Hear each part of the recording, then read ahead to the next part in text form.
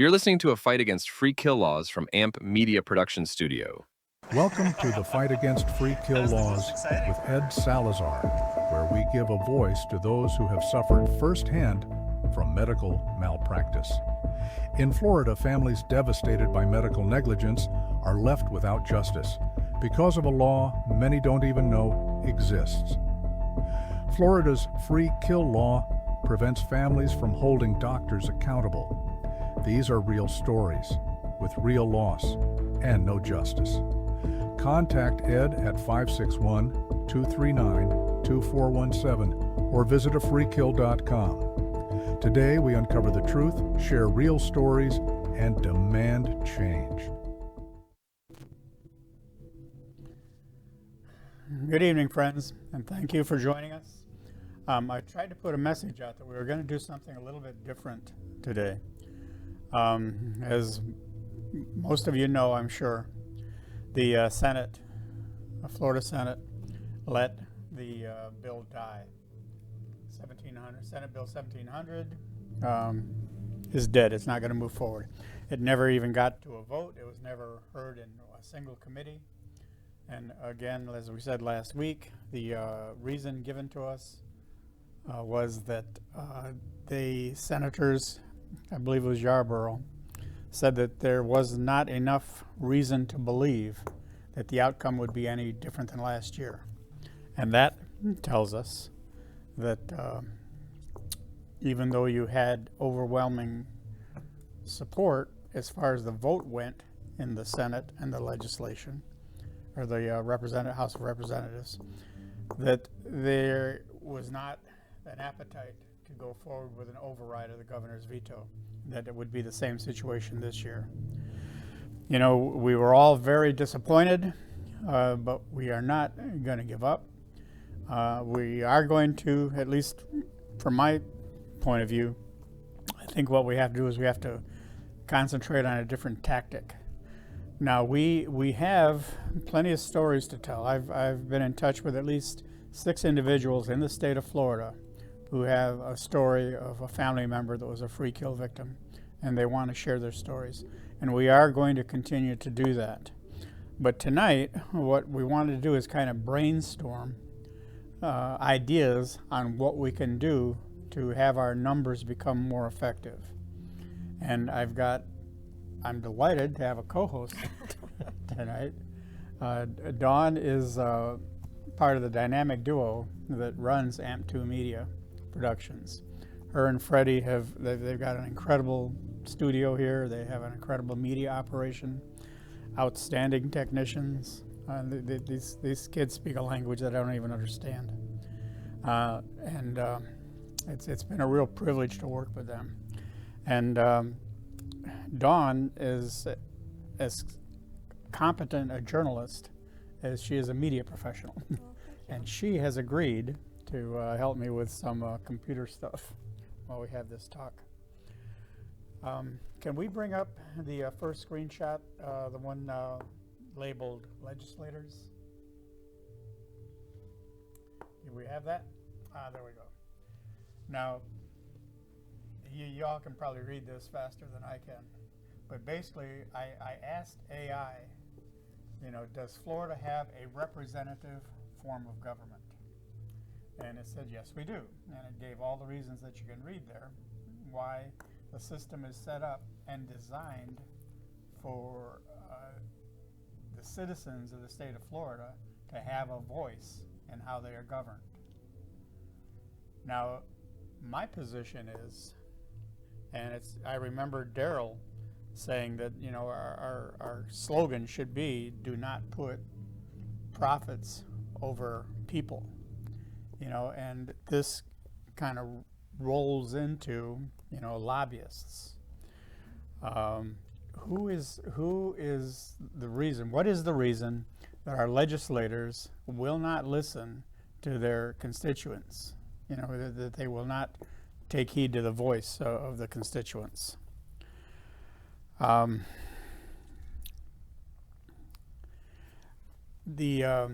Put up that second slide, please. The one is labeled lobbyists. Okay, now this is something that I thought was extremely interesting, and we talked about this last week, that roughly 40%, now I believe this is in the U.S. House of Representatives and legislators, but roughly 50% of senators, when they retire, they become lobbyists. Now, is that the core of the problem here? Well, let me ask you, Ed, what do you think the core of the problem is? Because if we back up to when you first came to us with Christopher's story, we didn't even know what a free kill law was. I thought, that's crazy. That doesn't even make, how can we even have a law labeled a free kill law in Florida? And we did the research, and you shared with it what it is. Do you think it's a misunderstanding of who is protected, who isn't? Is it this legal loophole of we think it's attorneys versus doctors when ultimately maybe it's more of a family morality issue of we're just trying to get fairness for everybody that has a loved one. Mm-hmm. So maybe you can explain really what this law is. Okay, well, and you know, that's a good point, because sometimes I think we get so caught up in our anger that we forget what our primary focus is. But, you know, again, you know, the law says that in the state of Florida, and we'll just call this the profile. If you fit this profile, if you're 25 years or older, if you are single and you have no dependent children, and you die of medical malpractice in the state of Florida, there is no legal recourse to pursue a recovery of any monetary recovery for the malpractice. They feel that there's no financial loss. You can talk about, you know, emotional damages, but they won't let you talk. That carries no weight, and in their opinion, there are no financial damages that can be compensated for. Now, you know, a lot of us that have been in this fight for a long, long time. Again, you know, the book was written and it was published in 2014. So, you know, this has been, for me, this has been going on a long time. And a lot of the other members of the Florida Medical Rights Association have been involved in this for a long time. And the thing that we keep saying over and over again is that we want accountability. From whom? And this is just being specific because of what you're looking at. I think we need to hone in on, maybe it's not the, ultimately, right, it's the lobbyists, it's the politicians that have to vote on it. But is it up to us, the people, the families, to say, this is who it affects, to get the information out there on a broader scope, as well as sharing your stories, but maybe into a greater platform of fairness. So it's not lawyers versus doctors, it's more of fairness to the families. And then you're looking at economical pain and suffering versus non-pain and suffering, right? You've got medical damages, and then you've got pain and suffering. What does that equate to financially? Mm-hmm. Because maybe they're looking at it as a malpractice, and I don't know, I'm playing devil's advocate. Maybe they're looking at it as a malpractice. This is why we don't want to go after the doctors, because we're afraid of losing the doctors. Well, that was their original position. However, if you have a doctor, and there's malpractice and there's malaccurrence, and unfortunately bad things do happen in a setting, right? So then you're talking about fairness for compensation. Should there or should there not be an age limit to what your life is valued at? Should it really matter if you have children or dependents or not? If you are over the age of 25 and you don't have dependents, that means your parents don't have a right to their pain and suffering to be fairly acknowledged. So maybe it's more of like a senior, not that you were a senior when you lost Christopher. If Christopher hadn't had kids, you were not considered a senior, you are his parent. Right. So it's really not a senior issue, it's more of a family morality issue. Why are we discriminating against people that do not have children? Well, I can tell you that, you know, Christopher's mother, my wife, Carol, myself, Christopher's brother and his sisters, it was so devastating. There was financial impact. Of course. I can remember one night I woke up from a night terror, and this, you know, wasn't too long after he died. And all I could think of doing was going outside. I went out to the backyard and I just screamed as loud as I could scream. And at the moment, it seemed like the only thing that could, it was like a pressure relief valve, you know. And I know people go through this all the time, and that's it's to your point. That's one of those things that you can't put a value on. I don't know. Yeah, so maybe it's reframing it and just re-educating it differently. Because you have so many great stories. I can't say they're great stories, they're sad stories, they're touching stories, but the families come together and they're sharing stories of their loved ones. And yes, sometimes I think we lose it in the anger of losing your loved ones, of what it is. Well, you know, this is Dawn's pen, it's not mine. Of course. The magic of the pen. Yeah. The one thing that, you know, I agree with you, you know, we've got to change tactic. And Dawn did an inquiry with AI. Oh, ChatGPT and I became some friends. Just look about reframing what it is. And then how do we get it? There are days, legislative days, which we have to be right in the middle of it in this first few weeks of March. Now I know this is why this didn't pass during this time, but going forward, maybe this next week through March 13th is the time to really put some pressure on it going forward for next year. And to say, although this did not pass this session, what can we do as a community, as a people of the state of Florida, to really say, how do we get this moving forward and not stop where it's stopping?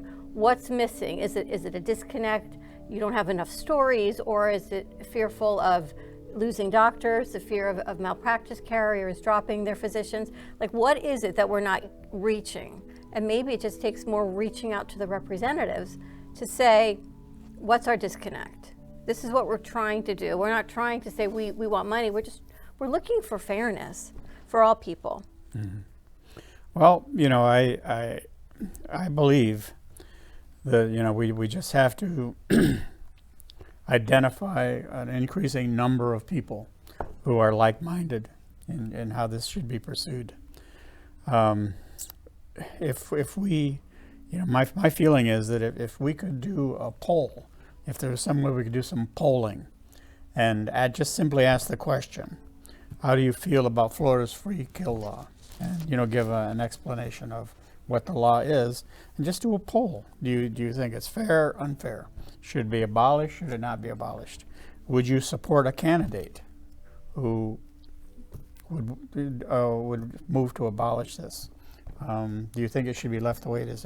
If there was some way that we could show that there are thousands of people that think that this is unfair, unjust, you know, when you see people that respond to the stories that we post, and these are people that, you know, watch and they listen and they hear the stories, and they may not be victims themselves, but they'll give an opinion. This is ludicrous. You know, I can't believe that this is true. You know, believe me, it's true. Well, if those people would align with us, and we had evidence that those voting people, you know, would support an initiative to find legislators that will champion our position, I think that might be effective. And if there's a way to find out why they're not championing your position, what is it? Is it the way the bill is written? Is it what's being asked for? Is it maybe that tweak that needs to be, maybe it takes really you or your patients' right advocacy to reach out to the legislators and say, what are we missing? Do we need to rephrase the bill? Bills get changed all the time where there's nuances. Is there something attached to this bill that we're unaware of, that part isn't passing? You know, sometimes they group things in together and they may call it the free kill law bill to change, but maybe there's something else attached to it that they're trying to get in or get out. Well, they're trying to get caps in. So maybe that's what we're looking at. I don't know. There seems to be more to it, the refinement of it. And let's reach out to one of our legislators once the session is over and say, what are we missing? Well, yeah, maybe we can find one of the the senators that originally sponsored the bill and ask them, Right. you know, what suggestions you have for us to be more effective in the next legislative session. You know, is it the cap? Is it removing the cap? Obviously, for something to win, there has to be a give and take, right? There's always a compromise in what it is. Is the cap too high? Is the cap too low? Do we need to remove caps? Which, is that what they're thinking? If it passes whatever that number looks like. Well, the Florida Supreme Court, I believe, and somebody out there correct me if I'm wrong, but on 3 occasions has ruled caps unconstitutional. Now, the exact argument for why they're unconstitutional, I'm not aware of. I'm sure Travis knows, but I'm unaware of that. But you know, that's something that we could talk more about and create more awareness about that. I'm looking into setting up a nonprofit. You have a phone call. Oh You yeah, want it? sure. Yes, someone's calling in. We're going to bring them in. Okay. But I am looking to set up a nonprofit. In that way, you know, we can solicit donations. We can solicit perhaps grants.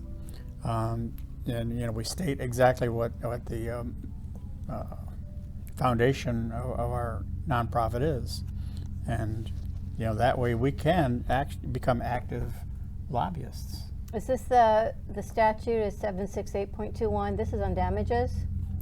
Or this is just the damages side of it? Yeah, 786.1 subsection 8, I think. We have a call? You got Travis on the line. Yeah, Travis on the line. Well, good. I'm glad he can bail me out. Okay, Travis, go ahead. Hey man, yeah, I was listening to your stream there, and the original passage of the bill back in 1990, the fiscal analysis shows that there is no impact regarding state agencies and the public. So the fact that people say this is to keep physicians from Well, leaving we're trying to get the Travis's volume. state. Tell us a little more about Travis. Okay, Travis, his mother was a free kill victim, and he has researched the, I think I'm on delay. the laws. He's done extensive work looking into rulings prior to the. I think it's been 36 years that the free kill law has been on the books, but he's gone back to before the law was put on the books, and in his research, he's determined that proper form wasn't kept in establishing the free kill law in the first place. So, you know, for the whole 36 years, this thing may have been unconstitutional. So what's happening with that is he's moving forward. Can you imagine to find that loophole? They're talking about loopholes. Have we got him? Travis, try again. Yep. Hey, I'm here. Am I still on delay?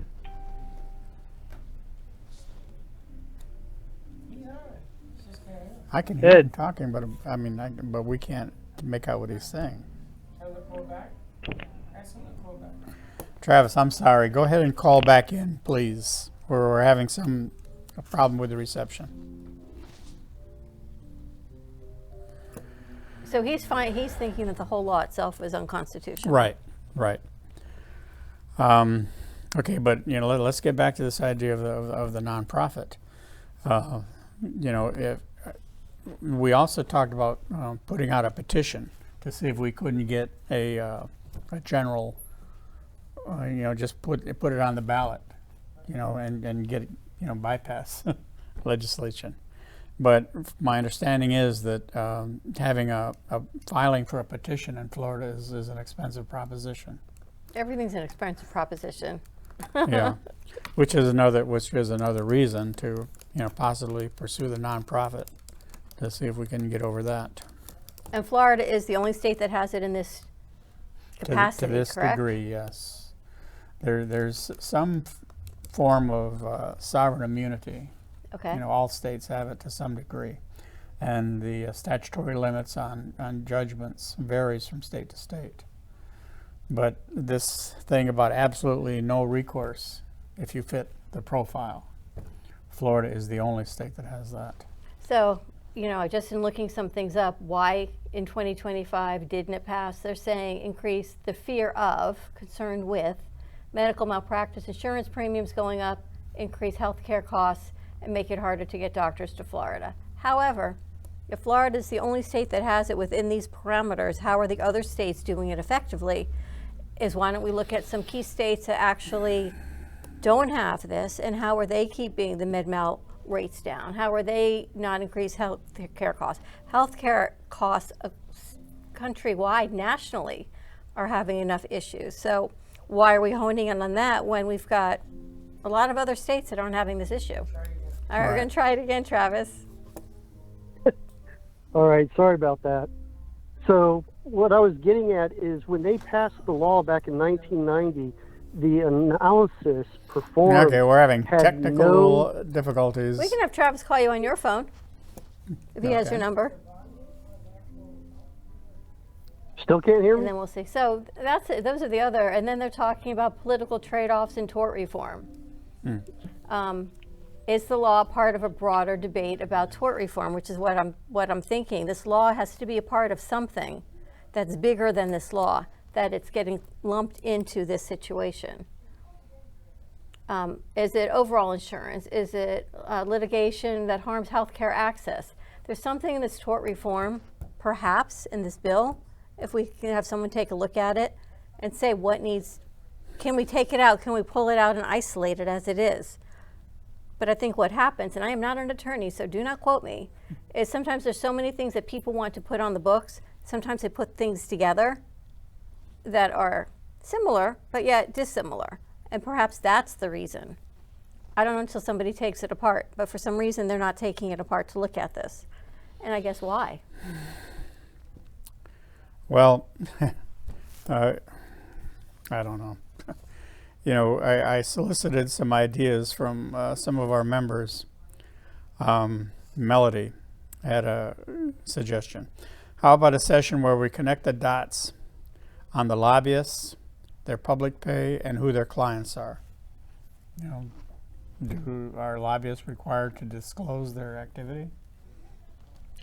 I think it's whoever's fighting it, whether it be the malpractice insurance carriers, the physicians that don't want it to go up, maybe it's explaining it and again just retweaking the bill for fairness and looking at what some of the other states have and comparing it to the Florida law. You know, taking a big deep dive with some attorneys that look at this and saying, let's compare the laws of some other states, even some states that practice the political agenda similar to Florida, right? So maybe Florida's closest to, and I'm not going to name a state, but those other states that are similar in representation as ours, right? Type of governor we have, type of Senate that we have, those that are in somewhat of alignment, and say, how are they doing it and why can't we? What do we need to look at to change it? But then why are we not? There's so many things as to what's happening. I can't imagine that someone's not looking at this. And if they're not, then why? Is it because it hasn't hit their agenda? It's not pulling at their heartstrings enough? Is there not a greater impact to understand why? It's so big, but you've got such a huge support system on this. I mean, the comments that you have come through every show. Yes, they do. And you've got the patient rights advocacy group working with you. Well, and another thing to be concerned about, and those of you listening who are not residents of the state of Florida, it's my understanding that there's evidence that the American Medical Association is approaching the legislators in other states. Okay. And they're proposing that these other states take a look at the law in Florida. So they want to reverse it. They want to. I mean, they want to look at Florida versus us looking at them. Right. They want to promote it in other states. So, you know, these ridiculous, horrible free kill laws could be coming to a city near you. So see, I'm not crazy. I'm looking at it the reverse. And they're like, well, let's look at Florida. Let's do what they're doing. Don't necessarily do what we're doing. I mean, I'm all about protecting physicians, and this is certainly not a physician hunt against the medical community. This is about fairness to families that there have been maloccurrences and malpractice, and if that has been deemed by the courts. But by all means, this is not to go after physicians or to raise their healthcare premiums, because what premiums cost, people end up having to go bear, because the cost of insurance, which we know across the industry and everything, health insurance, homeowners insurance, you name insurance in Florida, it's very high for everything. But this is by no means saying let's go against the entire medical community. I mean, you've been in the medical community your whole career. You're not looking to go after physicians. You're just looking for fairness for families. Accountability. Right. And if there's no accountability, then, you know, I've sat on both sides of the table, you know, provider, patient, family member.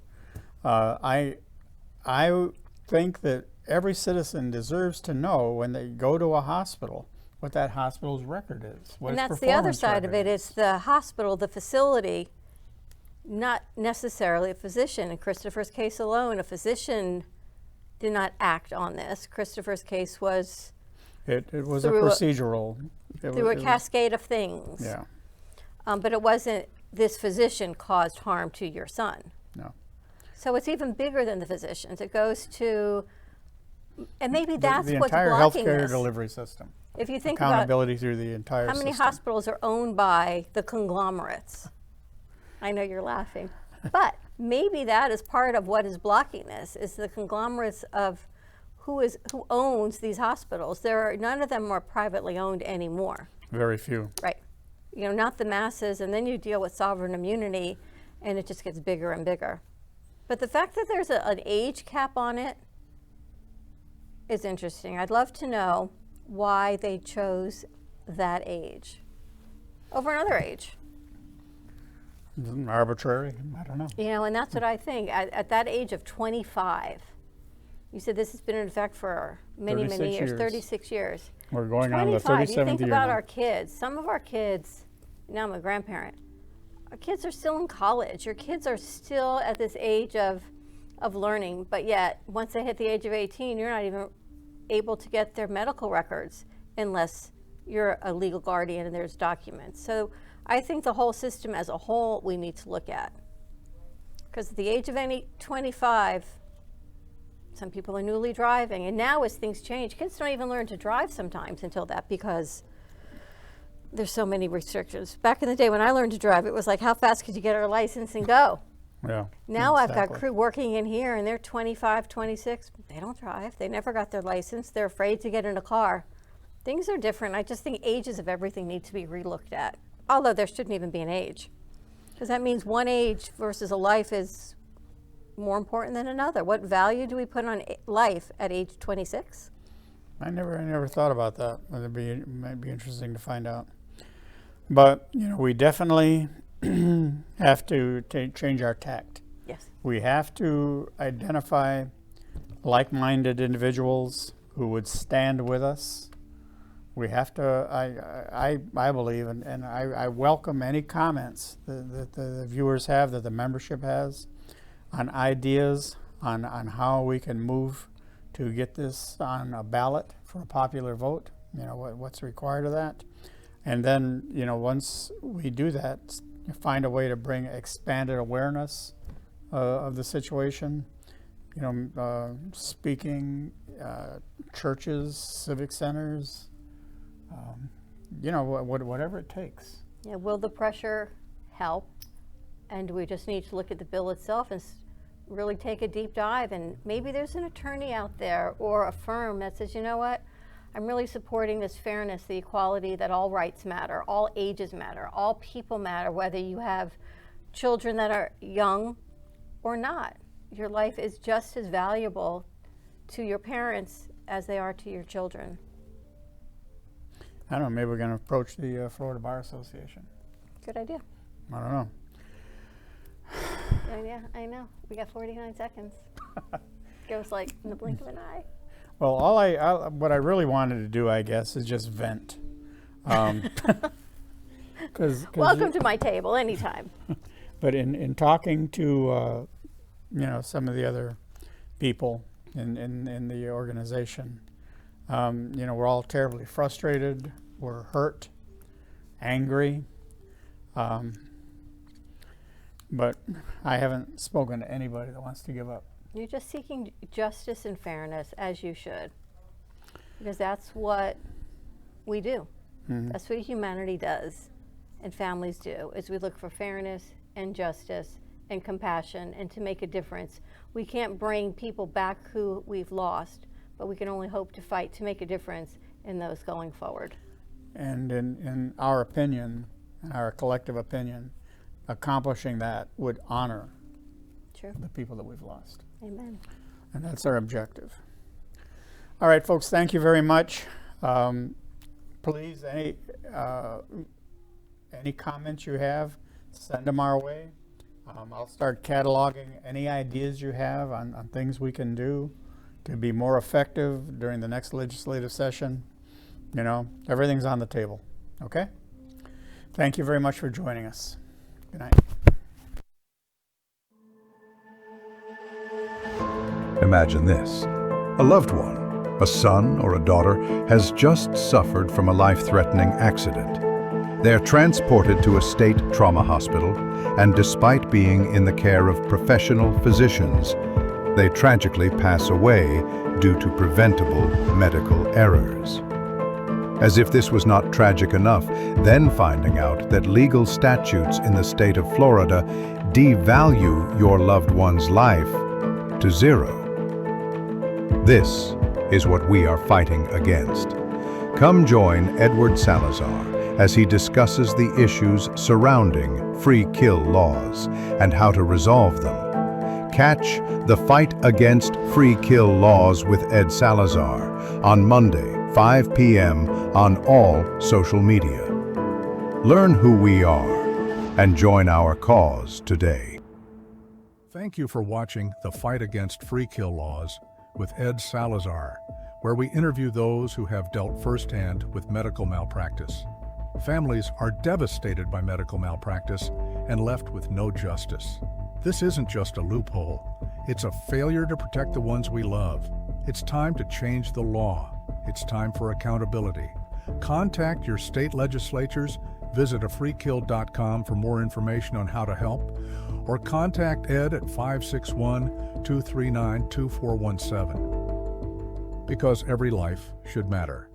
You're listening to A Fight Against Free Kill Laws from AMP Media Production Studio.